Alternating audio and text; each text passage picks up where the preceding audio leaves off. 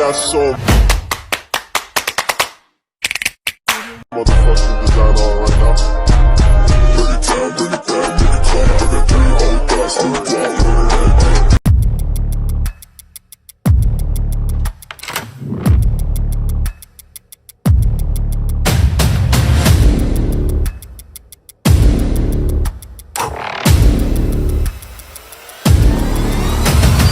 This is the tips for negotiating with USA. Preparation. Certainly, in the preparation stage, those participating in the negotiation collect pertinent data, such as market research, financial information, and legal aspect. They establish distinct goals and prioritize to direct their negotiation approach, and also recognize the strength of weaknesses of their own position while foreseeing the probable stance of the other party. Discuss and bargaining. In the discussion and bargaining phase, negotiation parties communicate directly, sharing proposals, counter offers, and concessions to reach a mutually agreeable outcome, emphasizing the importance of effective communication and attentive listening. Documentation following an agreement usually involve putting everything in writing. In business, this commonly means creating a contract, while in politics, it may lead to a formal treaty or legislation. This written record specified the agreed terms, responsibility, timelines, and other pertinent information, with an emphasis on clarity and precision to prevent future misunderstanding or conflicts. And implementation. In various situations, the agreement may necessitate approval from diverse stakeholders, including company boards, government entity, or voters. Following this approval, the parties commit to diligently executing the agreement term, which could encompass tasks like resource allocation, policy adjustment, or meeting contractual obligation. Review and evaluation. At regular intervals, negotiators should assess the agreement effectiveness by checking if the agreed open goals are being achieved and whether adjustment or modification are needed. This continued process ensures the agreement continue relevance and ongoing benefit. Thank you, Anisa. Next, I will present about bargaining behavior at USA. USA negotiators tend to rely on individualist value, managing self and other outside people. Independent and self-reliant. This does not mean that they do not consult, but the tendency to see self as separate rather than as a member of a web or network means that more independent initiative may be taken. This is tips to negotiating with USA people in bargaining behavior. Firstly, we must be competitive. It is because USA negotiators have a style which is forceful, explicit, legalistic, urgent, and result-oriented.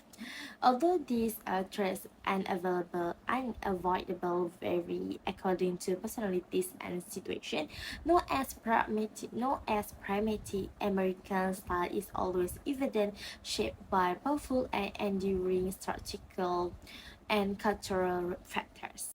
Next, we must be energetic, confident, and persistent.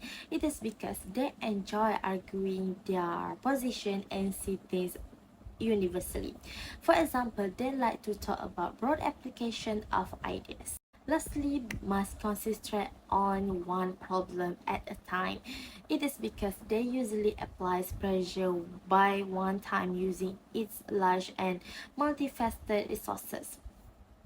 At the negotiating table, the USA people adapt at establishing connection between issues and organizing facts and agreements as their seeks to convince their counterparts of the benefit of reaching an agreement on their terms and the cost of failure to do so. That's all from me. I will pass to Alia to present about decision making. Thank you. Thank you, Wardina, for the explanation. So now I am Alia. I am going to tell you about how to do decision making when you are negotiating with USA. So, based on this slide, decision making is the process of selecting a choice or course of action from multiple alternatives to achieve a specific goal or solve a particular problem. Firstly, it's all about the risk tolerance. Some American businesses are risk averse, and they prefer conservative decisions, while others are more willing to take calculated risk. It is critical to comprehend our teams or organizations' risk tolerance, because there are companies who are willing to take risk and some of the companies did not want to take risk. So, what should we do? And first, to handle this, we firstly has to determine the organization's risk tolerance and adjust decision making strategy as necessary. We have to know what type of risk tolerance a company is before we negotiate with them. And secondly, the risk and potential rewards of suggested decision should be stated clearly, so neither we or the other companies are confused about what we want to do. So what can we do? Firstly, we can identify the decision makers and the stakeholders. So we have to find the key stakeholders or decision makers in the organization for the specific decision that we are addressing, and we have to identify relevant stakeholders who may be affected by or they have an interest in the decisions. And secondly, what can we do is we can collect information, for example, market research or financial data or competitive analysis and industry trends. So understanding the context of the organization, it is really essential for assessing risk. So secondly, the tips on negotiate with USA is about the transparency. So transparency is highly valued in USA business culture, and decision makers are expected to provide clarity about their thoughts, processes, and choices.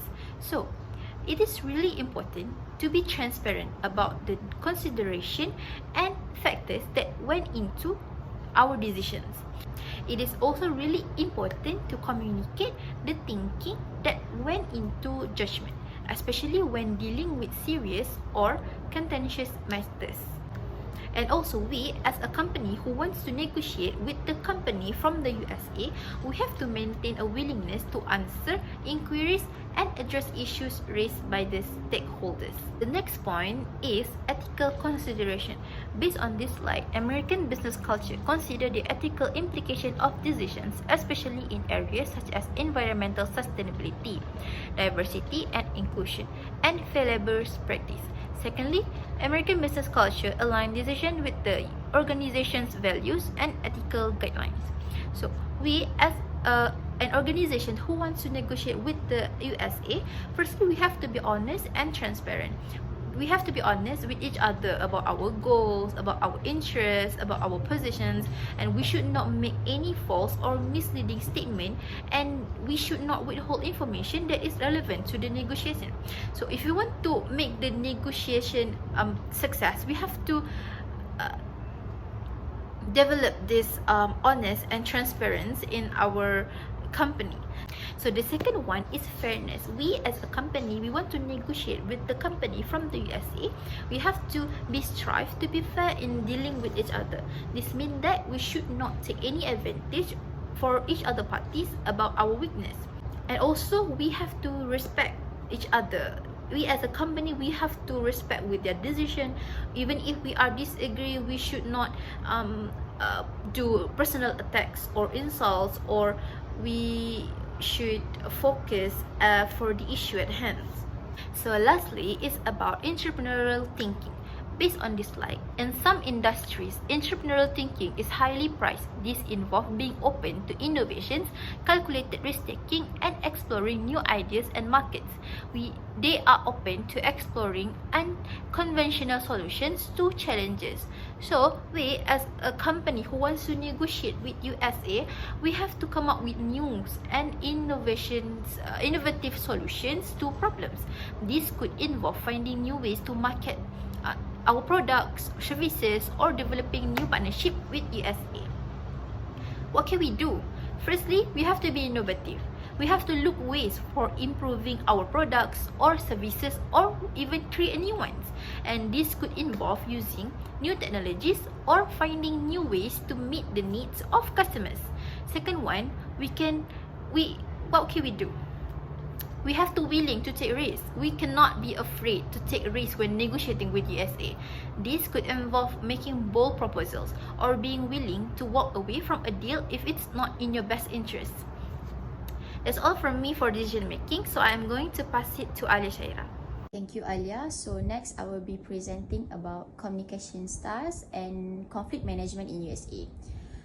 So in USA, Americans are typically direct communicators, speaking honestly, clearly and explicitly to arrive straight to the point. So they prefer not intend to be rude and disregard courtesy in communication. For example, like criticism may be delivered vaguely in order to remain polite and avoid offense. So Americans generally also prefer a straightforward and direct approach to ensure that their intention and meaning is understood clearly and correctly. So in professional settings, this honesty and authenticity is a means to productivity and efficiency. So however, they may miss nuances in conversations, such as polite understatements if their conversation partner is not being similarly direct. Next is informality. So Americans are generally informal in their communications, using first names and slang with those they do not know well. However, this varies across different social contexts, such as professional settings. So those from rural or southern regions may be more formal, using titles such as sir and ma'am. So for confrontations, some Americans may be comfortable with voicing competing views if it helps the overall objective, but people tend to be frank and outspoken.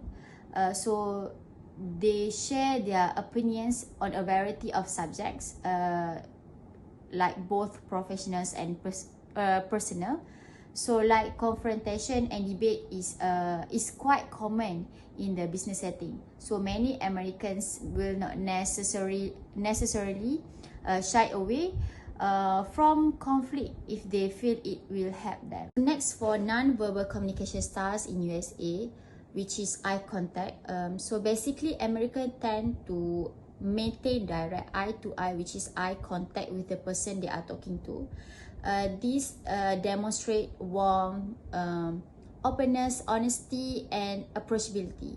However, people tend to avoid eye-to-eye or eye contact, especially with strangers, like on public transport, on the street, and everywhere they go, but they knew that the person is stranger. So people tend to avoid as much as they can.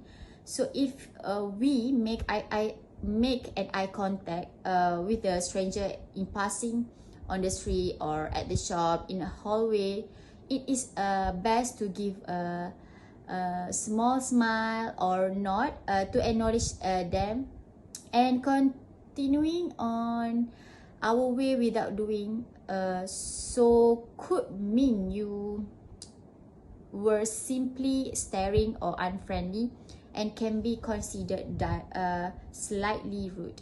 Next is a physical contact. So in American, physical contacts are generally comfortable with public physical affection and contact between friends and family. It is common and acceptable for men and women to hug in casual settings. So however, people generally prefer not to touch those they do not know well, and limit the physical contact with others in the workplace. People from cities also that are more intentionally exposed and do or diverse may adopt more physical contact in their day-to-day mannerisms. So next part is conflict management in USA. So there are 5 types of conflict management, which is the first one is accommodating. Accommodating is a style for sex for our own needs and our desire in exchange for those of others. So we will be putting the concerns of others before our own. So this kind of style usually takes place when we simply give in or are persuaded to give in. These styles also could be appropriate when others care more about the issue than we did. So we want to keep the peace as we feel that we are in the wrong, or we have no choice in the way we think with others' person point of view. So for example of accommodating an angry person. Imagine that we have a long line in the store, and the front is a customer who is demanding our employee to give them a refund. So the customer's purchase was made over a year ago, and then which is well past the firm's 1 month return policy. As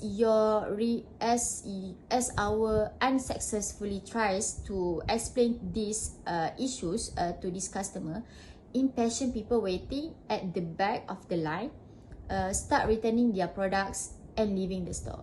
So these kind of issues put employees in a tricky situations where they must fulfill both customers' needs and the company's. So in this case, an accommodation approach is the best strategy because it produces a beneficial outcome for all parties involved, such as the customer, the employees, and also the companies. So the customer gets a refund, and the other customer in the line think that this is a great customer service, and the company doesn't lose any additional sales. So even though that we have to break the company policy, but the rule bending for one customer can end up saving our business with other customer who may be standing by. So this explains about the accommodating conflict management that happened in the USA. So next is avoiding. So an avoiding style completely evades the conflict. We would neither pursue our belief nor those of the people involved. So simply we would continuously postpone or completely dodge the conflict whenever it comes up. So this avoiding style could be appropriate to use when the conflict seems trivial. We do not have the time, we need more time to think, we feel as though we have no chance of winning, or we are afraid of being met with the resentment. So example of avoiding problem or issues, which is we always know that the customer's always right, the customer comes first. At least that's what customers think. So customers like to be right and aren't easily swayed when our business tell them otherwise. So even if the details trivial, the customers will take time to argue their point, which negatively impacts their customer experience. So this type of situations occurs regularly with technical support teams who deal with complex or intricate the products. So customers will call support lines of claiming a product or feature is broken, and then will find that the customer simply wasn't using the tool correctly. So this kind of situation will ask the customers if they try following the recommended troubleshooting steps, and customers taking the rep is being redundant will say that they have. So however, when they go through the steps with the rep, they realize that they make their mistakes and they have been making all day non-stop. So whenever the customer complains our product or the feature is broken, and we know that it isn't, so the best conflict management approach is avoidance. So if our product isn't broken, So there's no need time to waste arguing with the customer over whether or not they completed specific troubleshooting steps. So instead, go through the steps with them and show them that the product was. The customer will be smart enough to realize that user error may have played a more significant role than they had initially do. So next is compromising. So compromising styles attempts to find a solution that will at least partially please all the parties. So we could work to find a middle ground between all the parties and all the needs, which would typically leave people unsatisfied or only satisfied to a certain extent. So this kind of style could be more appropriate when it is more important to reach a solution than for the solution to be great. So the deadline is rapidly approaching, so we are at impasse, or we need a temporary solution for the moment. So one of example that can be seen is compromising when reaching an impasse. So this can be seen in the food service industry. So have you overordered late night pizza only to be disappointed that the toppings were wrong? So even though you are rightfully frustrated, you are probably not going to grab your car keys and drive to the store. So instead, more customers we call the business to report the issue. So if it is before closing hours, the restaurant will send a complimentary pizza. But if it is after hours or after the closing hours, the store will compromise with the customer by offering store credit for a future purchase. So while the customer may still sad and be angry because of they are hungry, so they will often be sympathetic to the employees who are about to clock out, rather than making the employees work longer and deliver another pizza.